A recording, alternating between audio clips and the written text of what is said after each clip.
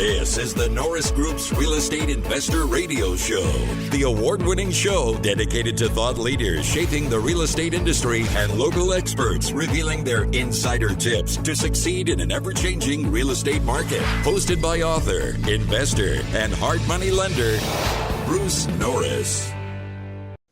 Hi, thank you for joining us. My name is Bruce Norris, and once again, our guest this week is Jeff Tumbarello. I'm curious, were you one of the few people in the middle of euphoria in, say, 2005 and 6 that had a negative warning? Were you telling people, guys, you got to be really careful with this thing? We would have meeting sponsors that would get up and pitch these pre-construction properties, and I would be shaking my head and rolling my eyes. And the other directors of the REIA would send me to the bar and get me out of the room. We were at the point where you were getting $330,000 houses on leverage that rented for $1,500 a month, and you could tell the market had clearly peaked. I mean, we were in such a frenzied rental demand. The same houses today are $240 and renting for $1,800.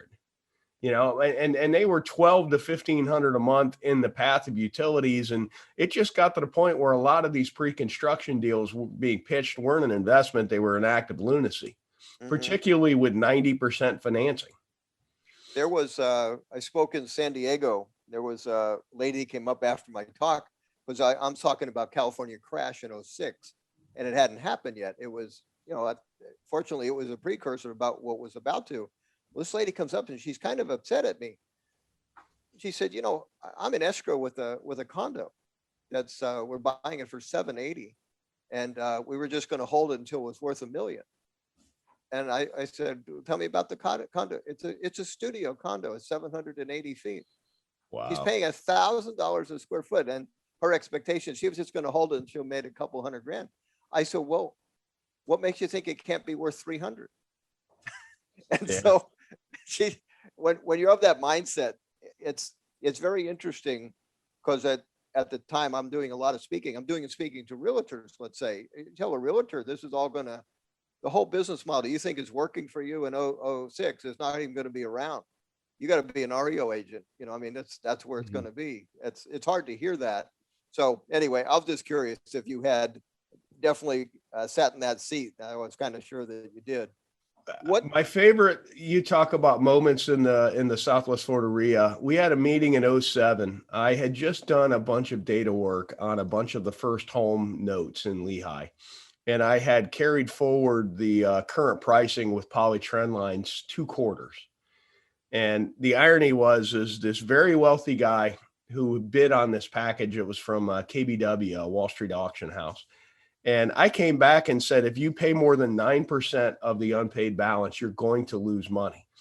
And he looks at me and he goes, I just paid you all this money to tell me I can't buy this. And if I actually bid that, they're going to delete me off their list and never call me again.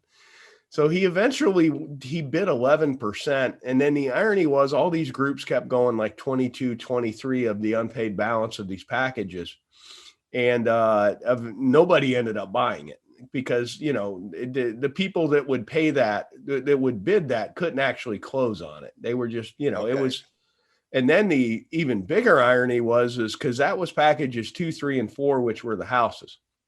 And there was package 1, which was all these lot loans. And if you did your due diligence on the lot loans, there was 2,000 square foot CO'd houses on those lot loans that the bank either threw in there to get somebody to buy it or just didn't know. I don't know which one it was, but the company I was working with caught it. And we ended up doing package 1 and did amazing. And the net IRRs when you buy lots, but there's a couple houses thrown in, are pretty good. So you sell the houses first, repay the capital, and then work through it. Right. So, it was really an amazing time. But as a result of that data work, I'm like, I know this, and I've got all these people that actually like and care about that come to the meetings. I should tell them what I know. So I sat down and I showed everybody. We had a meeting. I was a presentation, and I took the trend lines and I showed them 100% where the market was going. And this is how wrong I was. I told them we were probably going back to 2003 pricing. Some asset classes hit 99 pricing, but we probably lost 20 to 25% of the membership within a couple months because Jeff was negative. this is a soft landing. It's going to be fine, and when I actually said, here's the math shows, and there was still high inventory. The year over year numbers for sales counts were still down. So you had a declining market. There are just so many reasons to be bearish, but human beings, they just want it all to be better. That's actually a wonderful thing about us as a species, is hope. We actually are optimists for the most part, but you don't want to do that with your treasure if the numbers say differently. Yeah, and we lost literally 20 to 25% of it, of the membership within probably 3 months. The irony is all those people within 3 years were back. Like, how did you know? And like Excel said, it was going to happen. Yeah. That's the fun part. How do you see this market different than the last boom cycle? Last boom cycle decoupled mid-04 and became a mania. It was a mania of historical standards, just like the 2000.com. This is like, I just dumped numbers yesterday. Our cash percentage year over year is going up. Now, May was our trough month for the pandemic. We only had like 1,400 sales in Lee County in the MLS.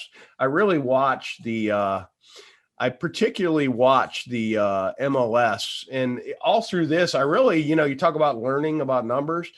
I was really watching what I call the forward-looking numbers, which is the pendings and the actives more than the solds, because a sold is really 45 days ago. That was a part of real estate that happened 45 days ago, and it made it to fruition.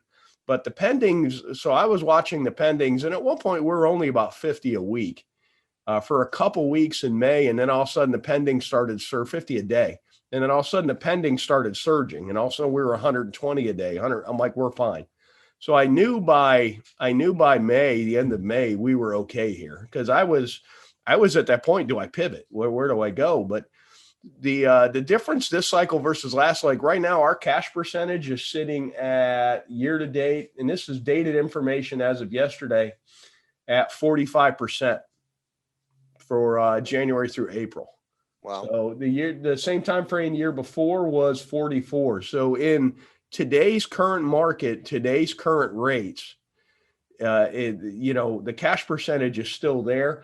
Our volume, it is insane where it is right now. I mean, it is just totally insane. The volume is up, sales counts are up, average price is up, median price is up. The average price is actually up higher, which shows the upper end of the market. Right. You've got two booms happening right now concurrently. You've got wealthy people relocating from California. I met a guy the other day, called me after the REIA meeting. He didn't make it. He had moved from LA to Phoenix to Austin and now had moved here. I'm like, you've pretty much done every California thing there is to do in the last 3 years. And he basically said he missed palm trees. That's why he came here. But it was really interesting. But then you've got the millennials and Gen Z, the pandemic, when we made them stay home. And I mean, when I was in my early 20s, I went home to sleep and do laundry. And that was pretty much the extent of my home life. And we made the millennials, and particularly Gen Z, because there's difference. They're two different cohorts. We made them stay home, and now they want to be homeowners. Right. To where there was a bias, particularly in those generations, to not own your own home. They had kind of lost sight of that. Mm-hmm. And when they had to stay home for 6 months, and when you couldn't choose which AC guy came to fix it, and you realize you can't paint your wall black if you want to, or you can't buy 3 Rottweilers if you want to, because the landlord says no, they realize it's a lot better to control your own destiny. And it's really a fundamental shift. So when I see here, I see the entry level, particularly new homes, is rocking. And then you've got the upper end rocking with primarily wealthy retirees coming down here. And the exciting part for a retiree to any market is as a couple, they bleed money in, but for the most part, they don't work. So they really don't pull from the economy. They just bleed money in. So for every retired couple that moves to an area, they hire 2 to 3 people. Somebody's got to mow their lawn. They need a stockbroker, a realtor gets them in and out. Their first couple of years here, they buy boats. Interesting thing with the baby boomers is Harleys. We have some of the biggest Harley stores in the country. So many, I always laugh if you go to particularly like Tarpon Point, you've got all these retired Arthur Anderson accountants on their $50,000 Harley and their $1,000 leather outfits. living the life they always wanted to live in retirement. And they spend a lot of money in the beginning of their retirement cycle. And then that you had Harry Dent on there recently, and he does that age by spending chart. Mhm. And as they get older, they spend a little less. But those first couple of years with a retiree coming in the market, they spend a lot of money. And they usually buy a really nice home somewhere, and then they move into the retirement parks after the fact when they go Okay. there and realize it's not bad, that there's nothing wrong with being here. I've never owned I owned a boat once because I took it as a trade in real estate, but boat sales in California exploded after the pandemic. And I mean, a guy that I had a friend that was talking to the owner of the boat place, and all of his sales got canceled in March. So he had 70 sales and they all got canceled. He had about 800 boats in stock. 3 months later, things in real estate were doing well again. So he said, I'm going to go get that boat. He went back to the guy, and the guy was happier than a clam, and he had 800 boats, and now he has like 70. He sold like 2 years of boats in 3 months. It's crazy. Well, you can do that with your family and social distance. So it just really, in a way, the pandemic taught us about, your family, your inner circle, whatever it is. You spend more time with them and you do things with them versus going to the club and concert. I actually really miss going to concerts. Those are a lot of fun because it's really it's a fun experience. But vacations, traveling abroad, I mean, you can, but it's a little scary. I have a friend who's trying to get to Jamaica, and it's not as much fun as it used to be to fly to Jamaica. I had some friends that also went to Jamaica and ended up catching COVID. The cool part is while they had to wait to get a clear test, the all-inclusive resort put them up for free. So they ended up getting an extra 7 days of vacation, quarantined him and his wife. Doesn't sound like the worst idea. So, but yeah, we've really changed our paradigm. Southwest Florida is really benefiting, and I really call us in Texas the catcher's mitts for all the capital. You can actually evict somebody out of your property, which is, California investors. I spoke with a gentleman who had sold a property in San Francisco, and he was buying 3 homes in Northport. And I was like, why would you do that? So, you always, in relation to what, when you're looking at investments on a national scale, he was a rent to value ratio of, I think, 34 in San Francisco. The median home value versus the annualized median rent. The assets he was buying in Northport, I think I came up with a 13.5. So in his world, his cash flow's up significantly. He actually has as an owner, some input into the property and his treasure, to where in San Francisco, I don't believe you have a lot of input into your property anymore. It's, the equation is skewed a lot more for the tenants than it is the owner. Yeah, absolutely. Yeah. Somebody asked me a couple of days ago in some kind of an interview, what were the reasons I left California? And I said, California favors occupancy versus ownership. And that's pretty scary to me. Which I think occupancy should have some rights too. The laws are there for a reason. There are slumlords that should be held accountable, but at some point, if they don't pay for 6 months, I should be able to get my house back. Yeah. Well, I have a $50,000 bill on one eviction. Wow. Showing how many people can assist somebody to stay in for as long as possible when they know the ropes. So that's why, you kind of that gets old. You go, okay. At Texas, when we bought some stuff in Texas after we wrote the crash, we had people go in there because Texas had never gone up. And I read their rental laws, and it was pretty hilarious compared to California. It was very aggressive. As in, you can change the locks. If you don't get paid, you can change the locks. It actually said that. Oh, you can't do that here. No, I know that. Yeah. No, I know that. I wouldn't do it, but I'm just saying, I want to be in a state where I actually have some rights, and that's a good thing. Jeff, how do you make your living today? What is it? Well, my wife and I own a company called Steelbridge Realty. We have one company called the Florida Land Team that we wholesale land from. I've got another vehicle we're setting up called Real Cap Ventures, where we're going to go after pretty much the whole state, most of the investor asset classes. We've got the Southwest Florida REIA. We kind of do a little bit of everything. What I've found in real estate is that you really want to be in a position to maximize your exposure to these cycles. You have very limited time windows to make a lot of money. You can always make money in real estate, but you have some limited time events where you can make a lot of money, and being wide and having some scale will help you get where you want to be. How do you see this playing out? Okay, so do you see this similar to the ending of 2006 or a very different ending? Well, when you look at the cycle, it's been a slow rise. This year's kind of been a hockey stick a little bit in pricing. Yeah. Okay. Yeah. But it's been a long, slow rise. So generally a long, slow rise should be a long, slow correction unless the hockey stick keeps going up. But I'm starting to see resistance to pricing everywhere. Like even Cape Coral lots, there was a surge, and I probably lit half of my listings on land are my own purchases. Right. And I'm starting to see in my own stuff that I can't push the market this hard. So it's at some point, and that's a good thing. You really want that resistance. You just don't want unchecked for 18 months prices to run up, because the aftermath is probably going to be 3 times that. Everybody points to 05 here in this market at what amazing time it was because they got to have sushi every day for lunch, and they didn't cook for a year. But you ended up with about a 4-year hangover from a 1-year party.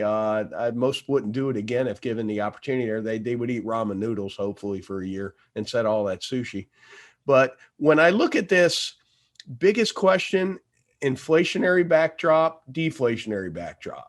We won't know until all the unemployment runs out, and like the current, you've also got a supply chain disruption. Right. You're trying to build houses. You're running up against that. Right. Those are temporary things. All this money they've mailed, unless it turns into universal basic income long-term, everybody's screaming inflation, which the contrarian in me wants to scream deflation, because why would you need to print all this money unless you were trying to hoard off inflation? Right. You're trying hoard off deflation, right? Yeah, but if all of a sudden they turn this into UBI, universal basic income, then that's a game changer. But the velocity of money is always in that backdrop. Because of the amount of debt we have, the velocity of money isn't jumping, and the velocity of money jumps. That's kind of inflation. So when I look at this cycle, honestly, everybody wants to say this time is different, but we've never had a $7 trillion Federal Reserve balance sheet, a $4 trillion M1 monetary base. We really have never been here before. The foreclosures would be much different this cycle because BlackRock, all the big entities would gobble those up. Fannie Mae sold a lot of properties that didn't go to foreclosure as notes to the National Build to Rent entities. So Right. This cycle will be markedly different. It also, in 2008, I was screaming hyperinflation. Most sane people were screaming hyperinflation at the end with all the money we were printing. Little did we know that money wasn't actually leaving the system. It was really just pumping up the bank's reserves to keep the system solvent. Right. The best analogy I heard on a podcast was blue dollars and red dollars. The red dollars are what Americans were using. The blue dollars the system used. And then there was all over the world in currency swaps. But now we have actually printed money and given it to people. So that is why everybody's screaming inflation, but we'll start to know Q3 really. Always forward-looking numbers, I can look at it as of today. Like as of yesterday, there's 40 more homes on the market here in Southwest Florida than there was yesterday. We have a half a month's inventory. So until we hit 6 months inventory, I'm not even really at that point when we hit 6 months inventory, I'm definitely risk off. But we're so far from that, and there's so much pent up demand. And then the amount of equity and cash in this world is scary. And there's such a migration of cash to the Sunbelt areas that it's really scary. And then as far as the Sunbelt areas, you've really got till 2025 for the baby boomers. And at that point, that trend starts to back off a little bit because they didn't make a lot of babies early in life. So their Gen X is a much smaller generation than the baby boomers, but then the millennials are really big. But, personally, I'm hoping for hyperinflation because in retirement, I want to buy some 13% CDs. I'm really hoping the second coming of Paul Volcker cranks the rates up, because I would really love in retirement to get some of them 13% CDs and not do anything. But it probably won't happen because I want it to happen. But you really have to watch this. There's so many moving parts. Nobody knows them all. The Federal Reserve has actually been pretty masterful. I also especially, I was scared to death when we put Janet Yellen in as the Fed chair, and she turned out to do a really good job. Okay. I mean, in hindsight, she did a great job, but I was like, we basically have an academic who's never had a job in her life running our monetary system. And she did a pretty good job. And Jerome Powell is definitely what I call the anti-Alan Greenspan. You had Greenspan speak back then, and you would try and decipher it, and everything he threw out was chum for the most part. It was really hilarious back. If you go back and read his speeches, whatever he said, it was 180 degrees is what they were about to do. He was always trying to trick the market for the most part, where they're pretty transparent now. And I also think the Fed has an amazing amount of data. So going forward, I think our monetary policy isn't as insane as most think, because, I mean, look at where we are. If you would have told me in late 2008, we would be sitting here. If you'd have told me last year, we'd be sitting here. I was already risk off. Even though we did start a new venture in the pandemic, I really didn't have a lot of exposure and we didn't have much to do. So, all right, that's when we really launched a land wholesaling business, and we scaled through it and marketed through it. And it turned out to be the most brilliant thing I've done we did in a long time. So it's, as far as this market, I don't really know. I'm watching the forward-looking numbers. I've got spreadsheets built where I look at the closed sales in relation to the pendings and the actives, because it really tells the tale of where things are going. And you really watch that. I still watch the foreclosures. The REIA hasn't done a foreclosure report in almost over a year now. And we were well known for that. We had the only functioning foreclosure database when the market blew up, because my wife's little cousin built a program to match it. And the county, with $700 million in payroll at the time, couldn't come up with the same thing. It was really scary. I even said that. I'm like, how does some dude from the hinterlands have this? So I live in the country in North Fort Myers. How does some dude from the hinterlands have this and you guys don't? But really, where we really gained a lot of prominence was having that database. I haven't even done the foreclosure report because it's just not worth it. I mean, okay, there was 8 this month. There's 9 next. It's not even worth talking about. No impact at all. Plus, it's a little bit, the forbearance is not a real number anyway. So, yeah. Jeff, can I ask a question? Sure. California, it could almost be 3 states. So my question is, does the market react the same in Southwest, Central, and North or East? As far as lots and real estate in general, does it all react the same, or you have pockets that aren't as accelerated as some? It's all dependent. There's really 2 Floridas. There's coastal Florida, non-coastal Florida. There's also 2 Floridas in relation. There's a town called Frostproof, and they named that for a reason. There was a big freeze in the 20s. Everything south of it, they still had orange trees. Everything north of it, they didn't have orange trees. Julia Tuttle sent a fresh orange sprig to Mr. Fragler, who then ran the railroad to Miami, and that created Miami when that railroad went down there. So within all these markets, you have all these different modalities, but again, land always represents hope. So as long as there's hope, I would venture to say you could go almost anywhere in the country and work the land market and make money, just because there's so much hope. Real estate's very euphoric. But when I look at areas that are going to grow, I look at, for capital influx, I'm not even care if it favors the landlord. Does the state laws just allow the landlord to have some rights to their treasure, to their asset? That's huge. There's so much capital flowing out of particularly California, Oregon, Washington, because people are scared. I mean, if you're a landlord, you have reasons to be frightful out there. Bruce, when we had lunch, you talked about getting fined for not building on lots. Yeah. that's a land grab by any other. There's no way that's not a land grab. And unless they're willing to subsidize the cost of the building, that's a land grab. But one thing, if they put up some money, or even are they waiving impact fees, or do they want their impact fees, or Oh, they're no, fining you? No, they just they find you. This is in Oakland. So it's, they find you because you're not building whatever they want. And I really thought what you just said, I kind of came to that conclusion, because I have some lots that I'm waiting for sewers to come in, and they don't perk. But anyway, I realized that if I was in Oakland, and I had those lots, they could have them.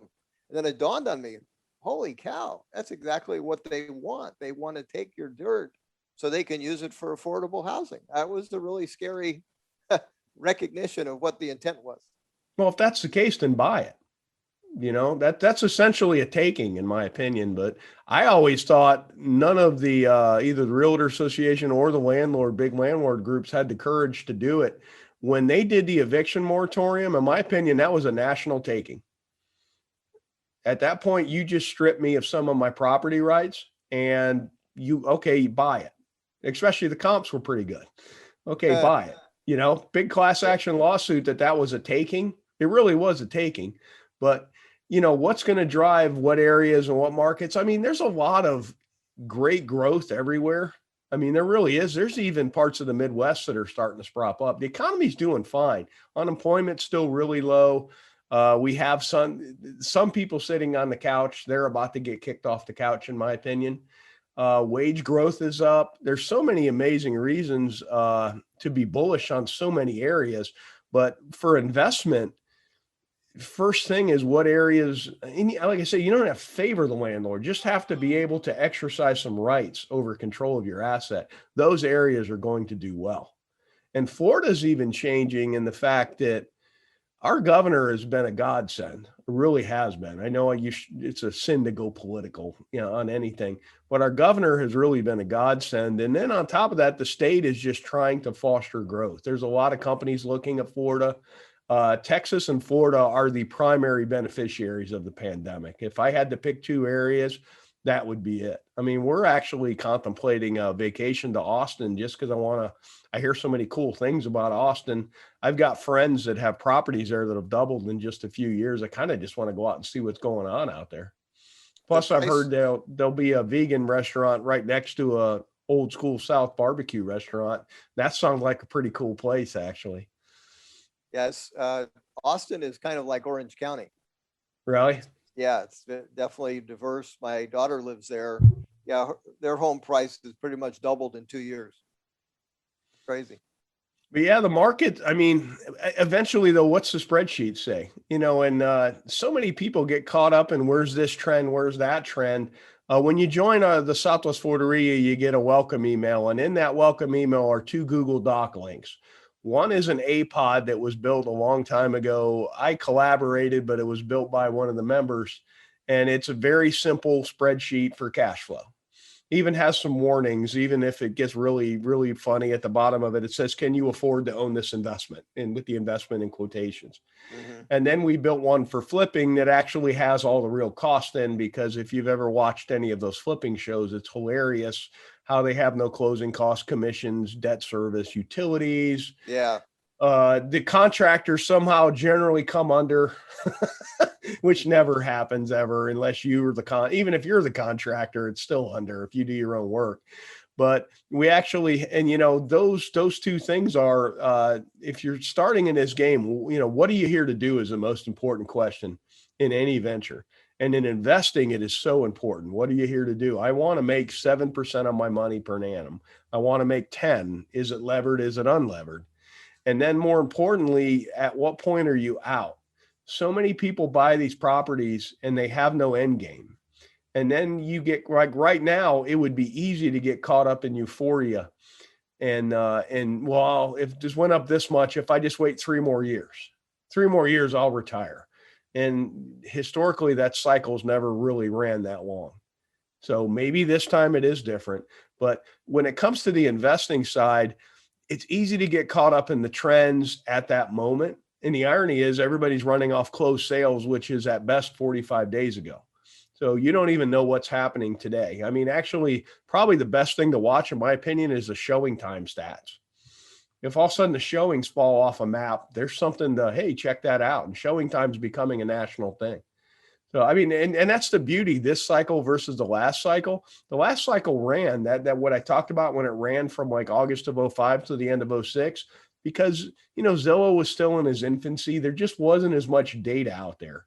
And the difference with this cycle is there are no more gatekeepers for data. There's data everywhere. So if you want to find the data, you can find the data. You can make intelligent decisions without being fed by trade organizations, which have a vested interest in generally keeping a cycle going because that's what their members are making money off of. Right.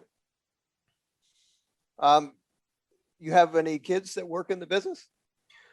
It's amazing. We put my oldest son on the phone, and because we just can't find anybody, it's hard to get help.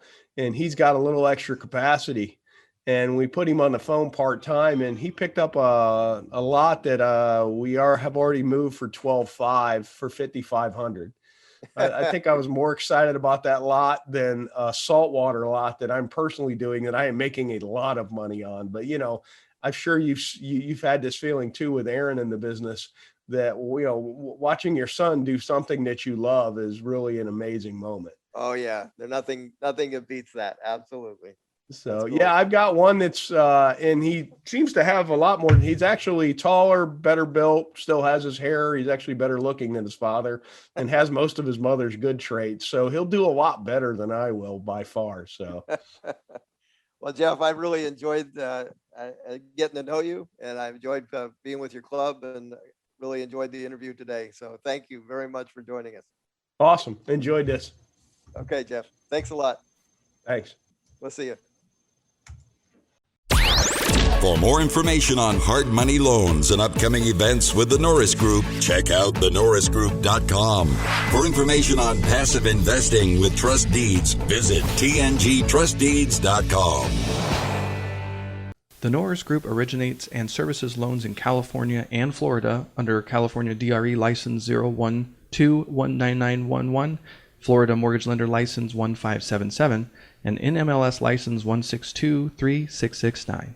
For more information on hard money lending, go to thenorrisgroup.com and click the Hard Money tab.